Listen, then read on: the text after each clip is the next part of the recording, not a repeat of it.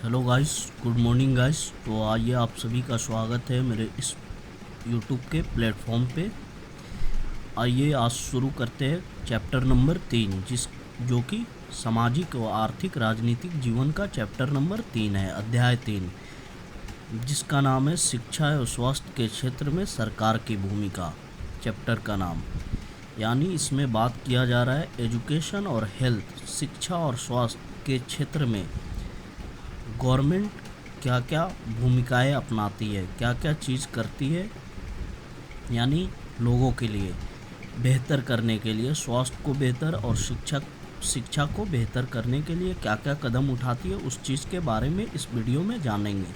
आइए शुरू करते हैं चैप्टर नंबर 3। सड़क, बिजली, कानून व्यवस्था, आपदा के समय राहत लोगों का लोकतांत्रिक अधिकार है। देखिए, यहाँ बात की जा रही है कि सड़क, रोड, बिजली, इलेक्ट्रिसिटी और कानून व्यवस्था, यानी कि जो कानून व्यवस्था आपदा के समय राहत लोगों का एक डेमोक्रेटिक राइट्स है। ठीक है, इसलिए अपेक्षा होती है कि लोगों द्वारा चुनी हुई सरकार इसे पूरा करे। इसलिए वो अपेक्षा करते हैं कि जो लोग द्वारा चुनी गई होती सरकार होती है वो इसे पूरा करे, जो अधिकार है। क्योंकि एक डेमोक्रेटिक कंट्री की बात वही होती है, डेमोक्रेटिक कंट्री की बात वही होती है जहाँ पे हम खुद लोग चुनकर नेता को बनाते हैं और उन्हें वोट देते हैं और वो हमारी सेवा करते हैं। इस अध्याय में हम लोगों शिक्षा और स्वास्थ्य संबंधित सरकार की भूमिका को समझेंगे। मतलब इस चैप्टर में हम शिक्षा यानी एजुकेशन और हेल्थ संबंधित सरकार की जितनी भी भूमिका है उसको समझेंगे और देखेंगे कि सरकार के काम किस प्रकार जुड़ी हुई है। शिक्षा हमारे जीवन के विकास के लिए ज़रूरी है। एजुकेशन जो है गाइस, हमारे जीवन, हमारे लाइफ के डेवलपमेंट के लिए बहुत ज़रूरी है। अर्थात वह दुनिया के समझने का मौका देती है। क्या करती है शिक्षा? दुनिया को समझने का मौका देती है, आत्मविश्वास देती है यानी कि कॉन्फिडेंस देती है, और व्यक्ति व समाज को बेहतर बनाने की कोशिश करती है। यानी कि जो हमारी सोसाइटी है उसमें हम अलग अलग तरीके से हम योगदान दे सकते हैं और हम एक अच्छा सोसाइटी को बना सकते हैं। शिक्षा इस बात के लिए सक्षम बनाती है कि हम अपने रुचि के अनुसार, यानी कि हम अपने रुचि के अनुसार काम ढूंढ पाए, समाज के लोग किस समस्या पर मिलजुल कर बातचीत कर सके और उसका समाधान निकाल सके, यानी कि सॉल्यूशन निकाल सके। इसके अलावा एक शिक्षित व्यक्ति अदालत में अपना बचाव करने, बैंक से ऋण लेने, वैज्ञानिक ढंग से खेती करने का सरकार की विभिन्न योजनाओं की जानकारी लेने में ज़्यादा समर्थ होते हैं। देखिए, एक शिक्षित व्यक्ति जो होता है वो अदालत में अपना बचाव, यानी कि अदालत में अगर कुछ हो गया तो उसको अच्छे से समझने की उसकी क्षमता होती है। और बैंक से जब वो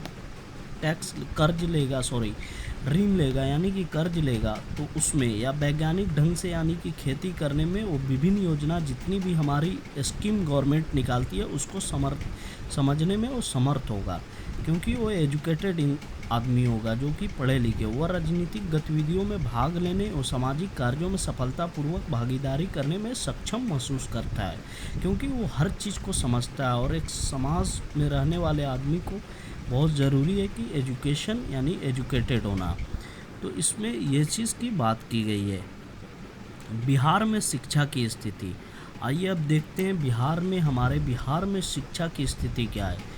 स्वतंत्रता प्राप्ति के साथ ही सरकार के लिए हमारे संविधान ने एक लक्ष्य निर्धारित किया कि 10 वर्षों के अंदर 14 वर्ष की आयु तक के सभी बच्चों को शिक्षा उपलब्ध कराएगी। लेकिन लक्ष्य की प्राप्ति नहीं हो सकी, यानी कि जो लक्ष्य यानी गोल रखे थे उसकी प्राप्ति नहीं हो सकी। क्या गोल रखे थे? कि 10 वर्षों के अंदर 14 वर्ष की आयु तक के सभी बच्चों की शिक्षा उपलब्ध कराई जाएगी, लेकिन ये गोल प्राप्त नहीं हो सकी। आज इतने वर्षों के बाद भी सभी लोगों तक शिक्षा नहीं पहुंची।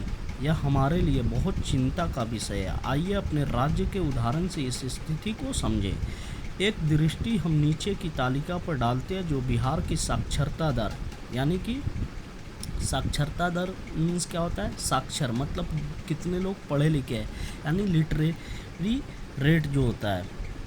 ठीक है, यानी कि कितने लोग पढ़े लिखे हैं और कितने लोग अनपढ़े लिखे हैं, यानी कि पढ़े लिखे लोग यानी साक्षर दर मीन्स रेट, से संबंधित है। साक्षरता दर यह बताती है कि कुल जनसंख्या में से कितने प्रतिशत लोग साक्षर है, यानी कि लिटरेरी रेट जो होती है ये बताती है कि हमारी टोटल जो पॉपुलेशन है उस जनसंख्या में कितने प्रतिशत लोग यानी कि पढ़े लिखे हैं, यानी वैसे लोग की कितनी संख्या जो कम से कम अपना नाम लिख सकते हैं और कुछ सरल वाक्यों को पढ़कर समझ सकते हैं। और लिटरेरी यानी साक्षर होने का मतलब यहाँ बताया जा रहा है कि यानी कि वैसे लोग जो अपना नाम लिख सके और कुछ सरल वाक्यों को पढ़कर समझ सके उसे हम साक्षर लोग बोलेंगे। भारत की जनगणना 2001 के अनुसार बिहार की साक्षरता की स्थिति देखिए, 2001 में जनगणना हुई थी जिसको सेंसस बोलते हैं बिहार में, उसकी साक्षरता की स्थिति देखिए।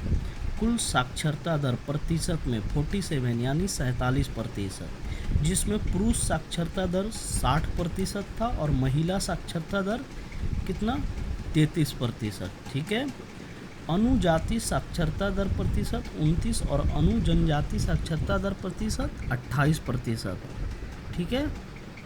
इस तालिका को देखने से यह पता चलता है कि अपने राज्य में शिक्षा की स्थिति अत्यंत दयनीय है।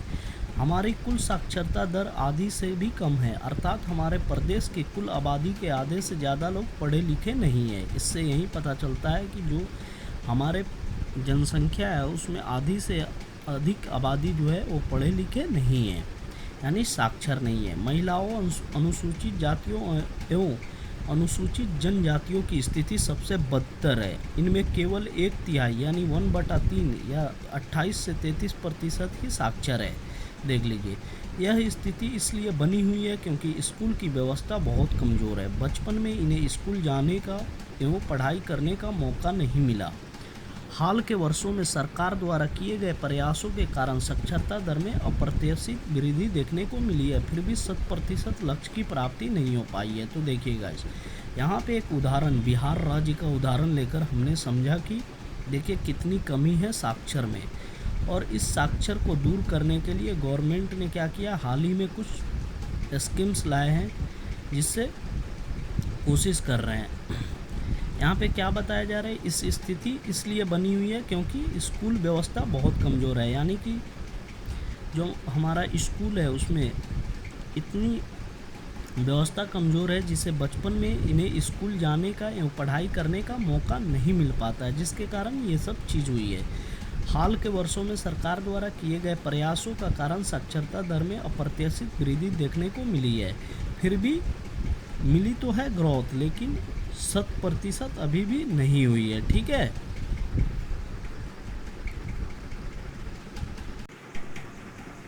बच्चों द्वारा बच्चों का सर्वे देखिए, यहाँ पे बच्चों के द्वारा ही बच्चों का सर्वे किया जा रहा है। आज भी बच्चे विद्यालय क्यों नहीं जा रहे या पढ़ाई नहीं कर पा रहे, इसके लिए एक सर्वे करते हैं। देखिए, 4 बच्चों की टोली बनाकर नीचे दिए गए प्रश्नों पर कम से कम 3 बच्चों से बात करना है। इन बच्चों की परिस्थिति अलग अलग है, यह पता करने की कोशिश करें कि किन किन कारणों के चलते ये बच्चे विद्यालय नहीं जा पा रहे। देखिए, 4 बच्चों की एक टोली बना लीजिए, यानी एक ग्रुप बना लीजिए। उसमें से कम 3 बच्चों से बात करना है कि बच्चे की क्या परिस्थितियाँ हैं अलग अलग, क्योंकि 3 अलग अलग होंगे, अलग अलग उनकी परिस्थितियाँ होगी।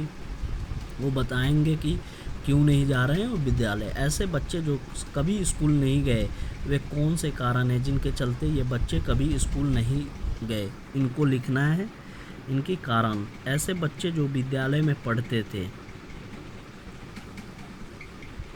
लेकिन उन्हें बीच में ही जाना बंद कर दिया, किन कारणों से ये बच्चे बीच में विद्यालय छोड़ दिए, तो इस कारण को भी लिखना है कि कोई बच्चा था जो स्कूल जाता था लेकिन बीच में ही जाना बंद कर दिया और विद्यालय छोड़ दिए हैं, तो उसको भी हम इसमें लिखेंगे, क्योंकि हमको सर्वे करना है और कारण पता करना है कि बच्चे क्यों स्कूल नहीं जाते। ऐसे बच्चे जो बाल मजदूर है, किन किन कारणों से ये बच्चे पढ़ने की उम्र में मजदूरी करने लगे हैं, तो क्या क्या कारण हो सकती है कि बाल मजदूरी कर रहा है और वो पढ़ने से मतलब मना कर दिए और मजदूरी करने लगे, तो उस चीज़ को लिखना है। क्या उसकी प्रॉब्लम है फैमिली में या माँ बाप उनको वो चीज़ नहीं दे पा रहे हैं, तो जो भी कारण है उसको इसमें पॉइंटर में भरना है। एक शैक्षणिक सर्वेक्षण कराए जो एक ही उम्र के सरकारी स्कूल, निजी स्कूल या फिर अन्य किसी प्रकार के स्कूल के बच्चों के बीच अंतर करेंगे। शिक्षक के लिए बच्चों द्वारा किए गए सर्वे को अध्यापक समूह कार्य के माध्यम से आंकड़ा एकत्रित कर उसका विश्लेषण करेंगे। बच्चों द्वारा प्राप्त जानकारी के अनुसार क्या मुख्य कारण नज़र आ रहे हैं, इसके लिए क्या करना चाहिए, चर्चा करें। देखिए शिक्षक के लिए क्या है, बच्चे लाएंगे आप लोग, बच्चों द्वारा जो भी सर्वे करेंगे उस सर्वे का आंकड़ा एकत्रित करेंगे, इकट्ठा करेंगे, उसका विश्लेषण करेंगे और बच्चे द्वारा प्राप्त जानकारी के अनुसार मुख्य कारण नज़र आ रहा है इसका चर्चा करेंगे और इसके लिए क्या हम आगे कर सकते हैं उस चीज़ को हम करेंगे। सरकार की क्या क्या भूमिका है ये शिक्षा को लेकर। शिक्षा प्राप्त करना हम सबका हक है, शिक्षा प्राप्त करना हम सबका हक है। सबको शिक्षा उपलब्ध करवाना सरकार की जिम्मेदारी है। इस बात को पूरा करने के लिए यह जरूरी हो जाता है कि इसे कानून का स्वरूप दिया जाए। देखिए शिक्षा उपलब्ध करवाना किसकी जिम्मेवारी है, तो सरकार का। सरकार को कौन जिताता है, वोट देकर, तो हम जिताते हैं। इस बात को पूरा करने के लिए ज़रूरी हो जाता है कि क्या, कानून का स्वरूप दिया जाए, ताकि किसी को अगर शिक्षा उपलब्ध न हो तो वो न्यायालय का सहारा ले सकते। इसके साथ साथ शिक्षा के लिए बेहतर एवं उचित व्यवस्था करना जरूरी है। इस हेतु कई योजना शुरू की गई जिसके तहत लक्ष्य पूरा हो सके। इसे कुछ उदाहरण हम नीचे देखेंगे। देखिए इसमें बताया जा रहा है कि शिक्षा जो है ये तो सरकार की एक उचित दायित्व बनती है कि वो शिक्षा उपलब्ध कराए बच्चों के लिए, और इसको एक तरह से कानूनी ये बनाया जाए कि अगर किसी को शिक्षा नहीं मिलती है तो न्यायालय यानी कि न्यायालय कोर्ट जाकर वो सहारा ले सके, बता सके, कंप्लेन कर सके। इसके साथ साथ शिक्षा के लिए बेहतर एवं उचित व्यवस्था करने के लिए सरकार बहुत सारी योजनाएं यानी स्कीम शुरू की गई है जिसके तहत ये लक्ष्य पूरा किया जाता है। इसके कुछ उदाहरण हैं। अनुप्रिया अंतरा सालनी सबाना मध्य विद्यालय नगदहा में 8वीं वर्ग की छात्राएं है। यह विद्यालय उनके घर के काफ़ी नज़दीक है, इसके कारण विद्यालय आने जाने में इन्हें कोई असुविधा नहीं होती है। पर एक बात उनके मन को हमेशा कचोटती है कि शायद वे आगे की पढ़ाई नहीं कर पाएगी, क्योंकि उच्च विद्यालय की दूरी गांव से लगभग 5 किलोमीटर है। विद्यालय दूर होने के कारण गांव की अधिकतर लड़कियां कक्षा 8 के बाद पढ़ाई नहीं कर पाती है। देखिएगा यहाँ पे कुछ स्टूडेंट की नाम बताई जा रही है। वो नगदहा एक जगह है जहाँ पे 8वीं वर्ग की छात्रा है, वो पढ़ने जाती है। घर के बगल में स्कूल है जिसके कारण वो उनको असुविधा नहीं होती है और वो आराम से स्कूल चली जाती है विद्यालय। पर एक बात उनके मन में हमेशा से रहती है कि आगे की पढ़ाई वो नहीं कर पाएगी, क्योंकि उनकी उच्च विद्यालय जो है, हाई स्कूल जो है, वो 5 किलोमीटर दूर है गांव से। विद्यालय दूर होने के कारण गांव की अधिकतर लड़कियां कक्षा 8 के बाद के पढ़ाई को वो छोड़ देती है, क्योंकि उन्हें विद्यालय आने जाने में काफ़ी कठिनाई का सामना करना पड़ता है। साथ ही उनके माता पिता भी उनके सुरक्षा को लेकर चिंतित रहते हैं। एक दिन अखबार के माध्यम से पता चला कि कक्षा 9 में पढ़ने वाली सभी लड़कियों को सरकार द्वारा साइकिल दी जाएगी। देखिए ये एक स्कीम है गवर्नमेंट के द्वारा, क्या है कि साइकिल दी जाएगी। उनकी खुशी का ठिकाना न रहा। अब इस गांव की सभी लड़कियां आगे की पढ़ाई कर सकती है। अब सभी लड़कियां आगे बढ़ सकती है। कक्षा 8 में उत्तीर्ण होने यानी पास होने के बाद सबके माता पिता ने अपनी लड़कियों का नामांकन उच्च विद्यालय में करवा दिया। कुछ ही दिनों बाद विद्यालय प्रधान ने कक्षा 9 में पढ़ने वाली सभी लड़कियों को भी साइकिल वितरित करवा दी। साइकिल पाकर ये लड़कियां आत्मविश्वास यानी कॉन्फिडेंस से परिपूर्ण दिखती है और समूह में विद्यालय जाती है। तो देखिए ये एक प्रॉब्लम्स बनी हुई थी इनके पास कि कक्षा 8 के बाद क्या होती है, दूर की विद्यालय को हाई स्कूल जाने के लिए इनको दिक्कत असुविधा की कारण होती थी, जिसके कारण ये कक्षा 8 तक पढ़कर ये क्या करते थे, पढ़ाई को छोड़ देते थे। जिसके कारण गवर्नमेंट ने क्या किया, एक स्कीम लाया जिसके कारण क्लास 9th में जो भी एडमिशन लेते हैं उनको साइकिल दी जाती है, जिससे वो आसानी से वो पहुंच सकते हैं। देखिए यहाँ पे कुछ तस्वीर दी हुई, साइकिल से विद्यालय जाती लड़कियाँ।